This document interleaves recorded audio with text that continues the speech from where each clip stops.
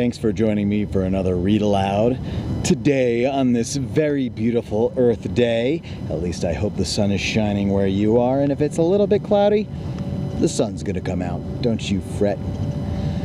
Today I have for you a fun book. It's called The Lorax. It is by Dr. Seuss, and I figured it would be a good time to read this one for Earth Day. Here we go. The Lorax by Dr. Seuss.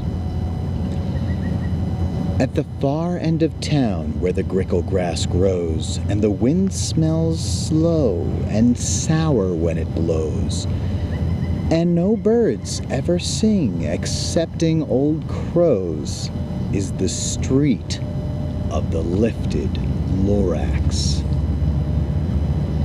And deep in the grickle grass, some people say, if you look deep enough, you can still see today where the Lorax once stood, just as long as it could before somebody lifted the Lorax away. What was the Lorax, and why was it there? And why was it lifted and taken somewhere from the far end of town where the grickle grass grows? The old Onceler still lives there.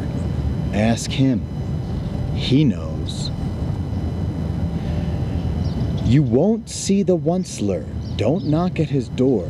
He stays in his lurkin on top of his store. He lurks in his lurkin, cold under the roof, where he makes his old clothes out of muffered muff. And on special dank midnights in August, he peeks out of the shutters, and sometimes he speaks and tells how the Lorax was lifted away. He'll tell you, perhaps, if you're willing to pay. On the end of a rope, he lets down a tin pail, and you have to toss in 15 cents and a nail and the shell of a great grandfather snail. Then he pulls up the pail, makes a most careful count to see if you've paid him the proper amount. Then he hides what you've paid him away in his snoove, his secret strange hole in his groovulous glove. Then he grunts, I will call you by whispermaphone, for the secrets I tell are for your ears alone. Slop down slups the whispermaphone to your ear, and the old Onceler's whispers are not very clear, since they have to come down through a snurgly hose, and he sounds as if he's had smallish bees up his nose. Now I'll tell you, he says, with his teeth sounding gray, how the Lorax got lifted and taken away. It all started way back, such a long time back. Way back in the days when the grass was still green, and the pond was still wet, and the clouds were still clean, and the song of the swommy swans rang out in space. One morning I came to this glorious place, and I first saw the trees, the Truffula Trees, the bright-colored tufts of the Truffula Trees, mile after mile in the fresh morning breeze.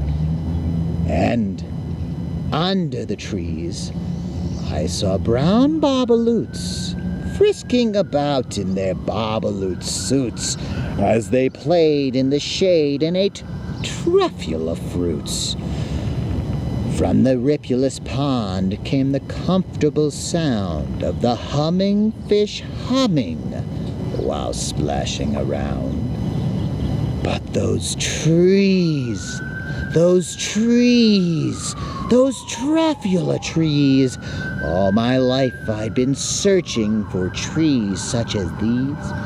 The touch of their tufts was much softer than silk, and they had the sweet smell of fresh butterfly milk. I felt a great leaping of joy in my heart. I knew just what I'd do. I unloaded my cart. In no time at all, I had built a small shop. Then I chopped down a truffula tree with one chop, and with great skillful skill, and with great speedy speed, I took the soft tuft, and I knitted a thneed. The instant I'd finished, I'd heard a gazump. I looked, and I saw something pop out of the stump of the tree I'd chopped down. It was sort of a man. Describe him? That's hard. I don't know if I can. He was shortish, and oldish, and brownish, and mossy, and he spoke with a voice that was sharpish and bossy.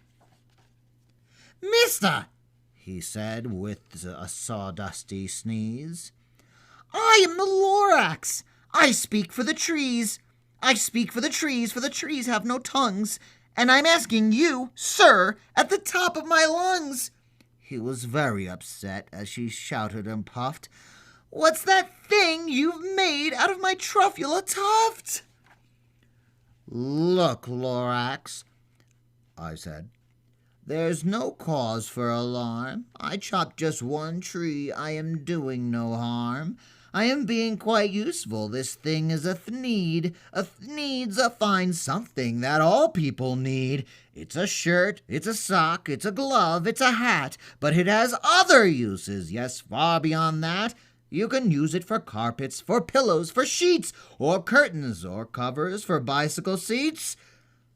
The Lorax said, "Sir, you are crazy with greed. There's no one on earth who would buy that fool thneed." But the very next minute I proved he was wrong, for just at that minute a chap came along, and he thought that the thneed I had knitted was great. He happily bought it for $3.98. I laughed at the Lorax. "You poor stupid guy, you never can tell what some people will buy." "I repeat," cried the Lorax, "I speak for the trees." "I'm busy," I told him. "Shut up, if you please."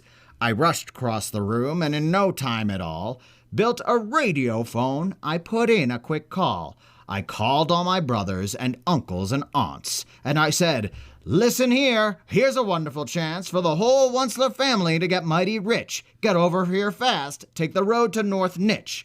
Turn left at Weehawken, sharp right at South Stitch." And in no time at all, in the factory I built, the whole Onceler family was working full tilt. We were all knitting thneeds, just as busy as bees, to the sound of the chopping of truffula trees. Then, oh, baby, oh, how my business did grow. Now chopping one tree at a time was too slow. So I quickly invented my super axe hacker, which whacked off 4 truffula trees at one smacker. We were making thneeds 4 times as fast as before, and that Lorax, he didn't show up any more. But the next week, he knocked on my new office door. He snapped, "I'm the Lorax who speaks for the trees, which you seem to be chopping as fast as you please.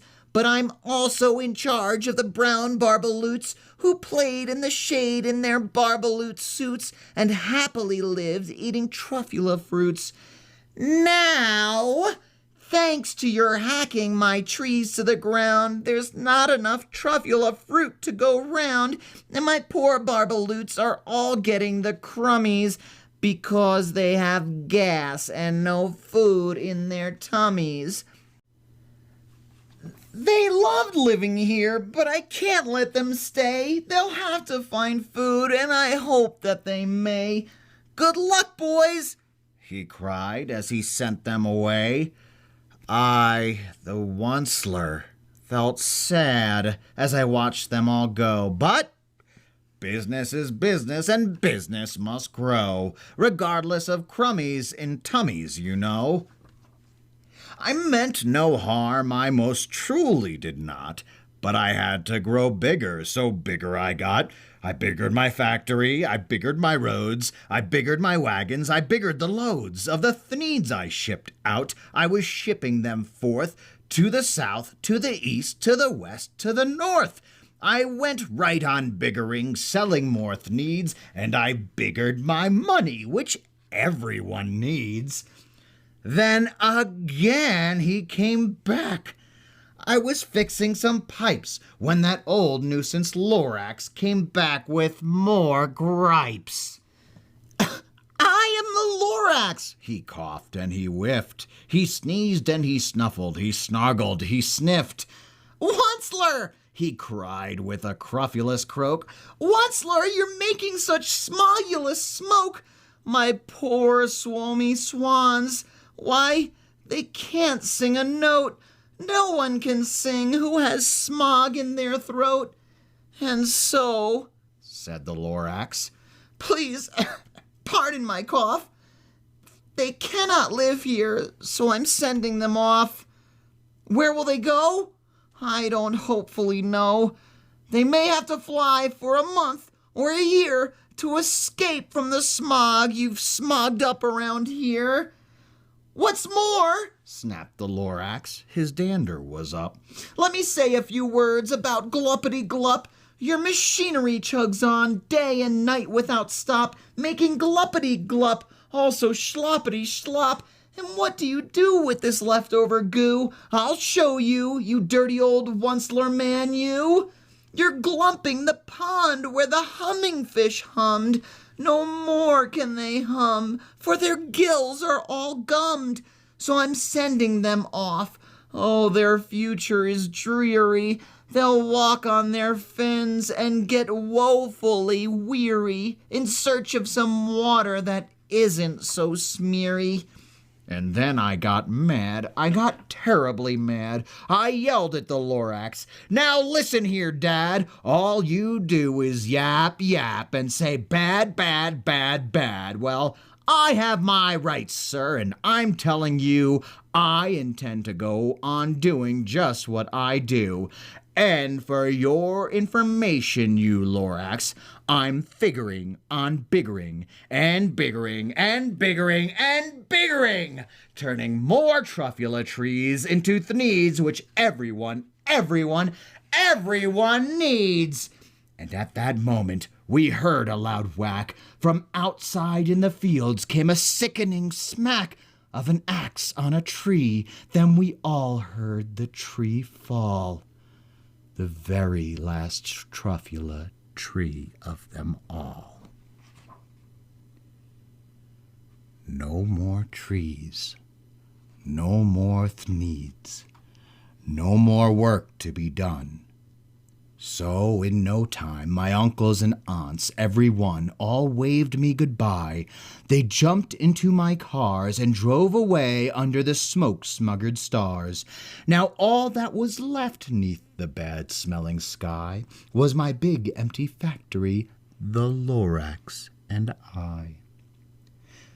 The Lorax said nothing, just gave me a glance, just gave me a very sad, sad backward glance, as he lifted himself by the seat of his pants, and I'll never forget the grim look on his face when he hoisted himself and took leave of this place through a hole in the smog without leaving a trace. And all that the Lorax left here in this mess was a small pile of rocks with the one word, unless. Whatever that meant, well, I just couldn't guess.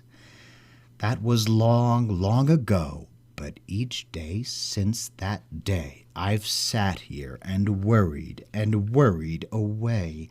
Through the years, while my buildings have fallen apart, I've worried about it with all of my heart. But now, says the Onceler, now that you're here, the word of the Lorax seems perfectly clear. Unless someone like you cares a whole awful lot, nothing is going to get better. It's not. So, catch, calls the Onceler. He lets something fall. It's a truffula seed. It's the last one of all. You're in charge of the last of the truffula seeds. And truffula trees are what everyone needs. Plant a new truffula, treat it with care, give it clean water, and feed it fresh air. Grow a forest, protect it from axes that hack. Then the Lorax and all of his friends may come back. The end. Thank you so much for listening to this read aloud on Earth Day, or not on Earth Day. And remember, we only have one Earth, so it's all of our jobs to pick up our trash, because our mother is not going to do it for us. Have a good day, everybody.